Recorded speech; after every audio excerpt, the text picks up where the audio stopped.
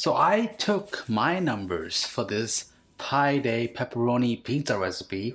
It's a Napoletana style pizza, by the way, and plugged it into ChatGPT.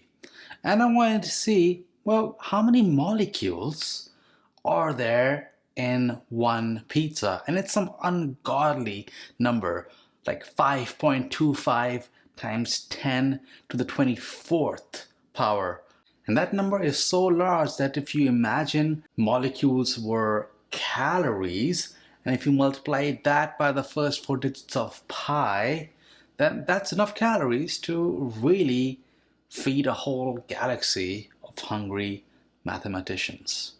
But we're just making some regular 11, 12-inch Napolitana pizzas, and we're doing a Napolitana dough for one simple reason. I think it is the best type of pizza ever. You just cannot go wrong with it.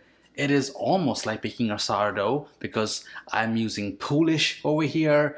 It has fermented itself for about 18 hours, and then the dough itself has fermented for anywhere between 48 to 72 hours. I can't quite pinpoint, but minimum I do 48 hours, and that just is perfect to develop gluten and to really make it soft and elastic. And I'm using double O flour, which usually results in a dough with higher hydration content, so that when you bake the pizza, a lot of the hydration is retained in the pizza, so you won't have a dry, crusty crust. You will actually get, on the outside at least, a nice crust. The bottom would be crusty as well, but at the same time it'll have that awesome texture that I love in a Napolitana, which is the chewiness from the gluten that we developed by just taking such good care of it.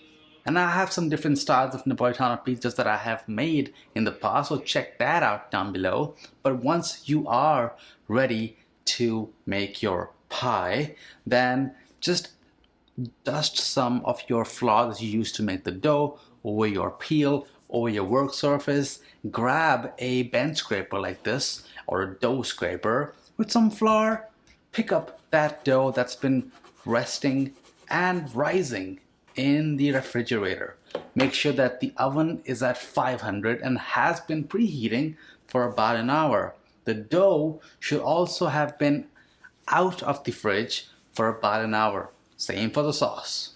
Then transfer that into your work surface and just with your hands, just pat it out and shape it.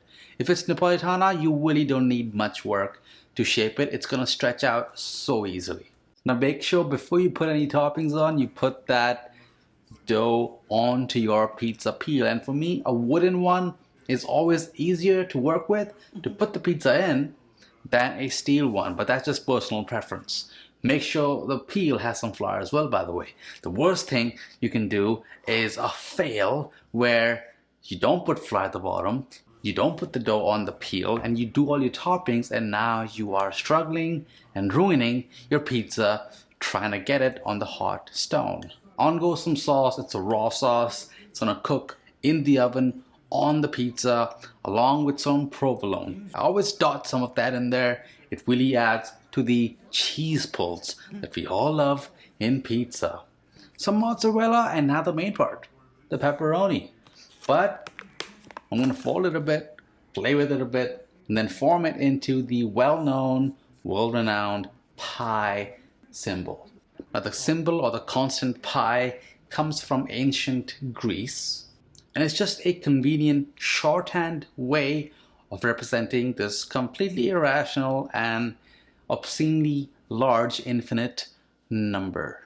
I think I did a pretty good job with that pie, and that pie is gonna go in the oven on the top under the broiler, and after 30 seconds to a minute you want to turn it, make sure it's cooking evenly, and then finish off that bottom crust at the bottom of the stone. So yeah, I have two stones, one on the top, one on the bottom. The top one technically is a steel, and out it comes, and it really just looks good.